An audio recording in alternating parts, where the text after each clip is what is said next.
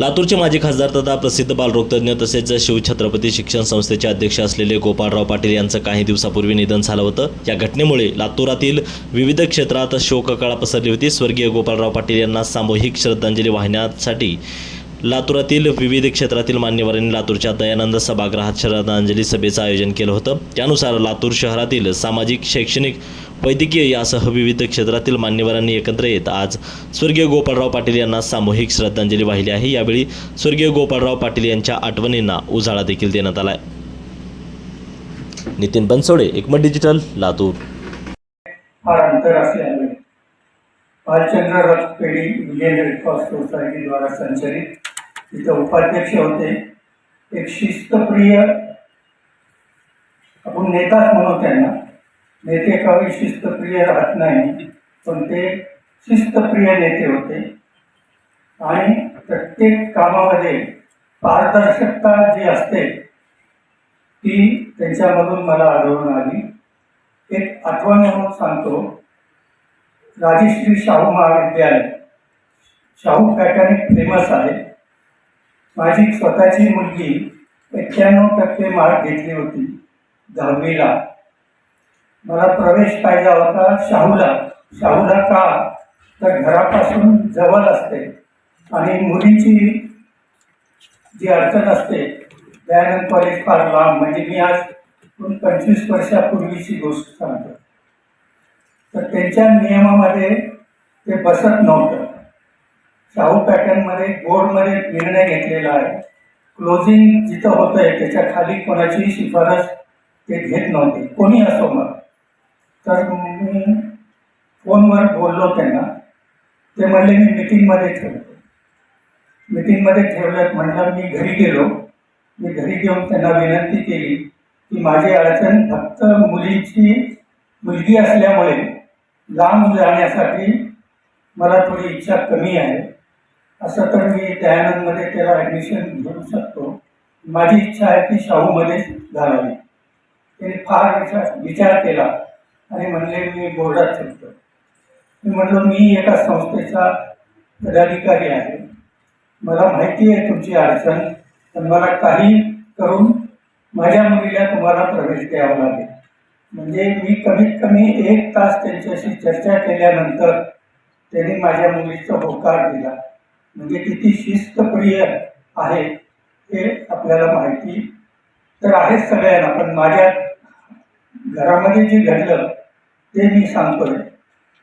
Shahu pattern हे नावाजलेलं pattern, खासदार म्हणून त्यांची जी ओळख होती, अभ्यासू व्यक्तिमत्व, कुठलीही गोष्ट कवाही कुठलीही विचारा एक अभ्यासपूर्ण त्यांचं नियोजन, त्यांचं संबोधन असं होतं। राजस्थान शिक्षण संस्थेचे ते राजस्थान विद्यालयाचे माजी विद्यार्थी, दयानंद शिक्षण संस्था, राजस्थान शिक्षण संस्था, भालचंद्र ब्लड बँकेतर्फे मी त्यांना श्रद्धांजली वाहतो। त्यांच्या कुटुंबियांना ते दुःख सहन करण्याची प्रभू चरणी प्रार्थना करतो। ओम शांती। राज्यसभेचे माजी खासदार व लायन्सचे माजी प्रांतपाल डॉक्टर गोपाळरावजी पाटील सरांना मी विनम्र अभिवादन करतो। आताच डॉक्टर अजय सरांनी, पाटील साहेबांनी त्यांच्या शैक्षणिक विषयी माहिती दिलेली आहे। माझा परिचय डॉक्टर साहेबांसोबत लायन्स क्लबच्या माध्यमातून आलेला आहे। डॉक्टर साहेबांनी 1973ला जगातील सर्वात मोठ्या लायन्स क्लबची स्थापना लातूरमध्ये केली व त्यानंतर आमच्यासारखे अनेक जण या संस्थेला जोडले गेले। डॉक्टर साहेबांनी जसं वैद्यकीय क्षेत्रामध्ये काम केलं, त्यासोबतच आत्ताच अजय सरांनी सांगितल्याप्रमाणे शिक्षकप्रबोधिनी शिक्षण संस्थेची स्थापना केली। म्हणजे वैद्यकीय, शैक्षणिक, सामाजिक व लायन्स सारख्या क्लबसारख्या माध्यमातून देखील त्यांनी सेवा केली व याचाच परिणाम असा झाला की त्यांना जे आपल्या राज्यसभेवर खासदार म्हणून निवडले गेले। मला असं वाटतं की डॉक्टर साहेबांनी ज्या ज्या क्षेत्रात काम केलेलं आहे, जे क्षेत्रामध्ये राजकारण असेल, वैद्यकीय सेवा असेल, शैक्षणिक असेल, सामाजिक असेल किंवा लायन्स क्लबचा असेल, यामध्ये त्यांनी जे काम केलं ते आयुष्यभर निष्कळंकपणे काम केलेलं आहे आणि जर आदर्श राजकारणी कसा असावा, आदर्श वैद्यकीय सेवा देणारा कसा असावा, लायन्स क्लबचा आमचा सदस्य कसा असावा किंवा मार्गदर्शक कसा असावा, या सर्व प्रश्नाची जर उत्तर शोधायची झाली तर ती फक्त डॉक्टर गोपाळराव पाटील यांच्याकडे बघितले की आपल्याला आपोआप मिळू शकतात असं मला या ठिकाणी वाटतंय. आणि कधी वरिष्ठ अधिकारी तिथे आपण ते गोपाळराव पाटील येणार म्हणलं तर ते अधिकारी पण नाही म्हणत नाही, त्या कार्यक्रमाचे पाहुणे आहेत म्हणजे. त्याच्यामुळं आम्हाला फार त्यांचा कायम दिलासा होता, पाठिंबा होता. त्यांचे वैयक्तिक आमचे संबंध होते आणि एकाच तालुक्यातले असल्यामुळं मी गुंजोटीचा ते कवठ्याचे ती एक आमचं अटॅचमेंटचं एक दुसरं महत्त्वाचं कारण होतं. ते लॉयरचे एवढे मोठे लीडर होते आणि ते इतके अप टू डेट राहणार, कुठे ते लायनचे सगळे बिल्ले लावलेले, ते राज्यसभेमध्ये देखील ते बिल्ले लावून जायचे. म्हणजे त्या आपल्या संस्थेविषयी त्यांची जी लगत जुनून होता ते फार वाखणण्यासारखं आहे. आणि अपडेट राहण्याबाबत आता पाटील साहेबांनी ज्या गोष्टी सांगितल्या, मला नाही वाटत कुठला राजकारणी म्हणून इतका अपडेट राहत असेल. आणि अशा एका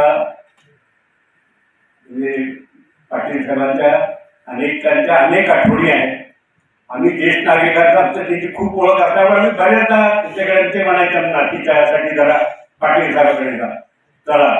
मी म्हणायचं किंवा ते सरळ तोंडावर सांगतात ते होत नाही, ते तुम्हाला ऐकायचं असेल तर चला येतो, माहिती काय हरकत नाही. तर बऱ्याच जणांना त्यांनी सांगितलं की हे तुमचं होत नाही, तिथंच सांगायचं. म्हणजे ही जी जगण्याची स्पष्टता होती, मनाची पैसता होती, ती आम्हाला पाटील साहेबांमध्ये पाहायला मिळाली. सर्व महाराष्ट्रातील ज्येष्ठ नागरिकांच्या वतीनं मी त्यांना परत एकदा अभिवादन करून श्रद्धांजली अर्पण थांबतो.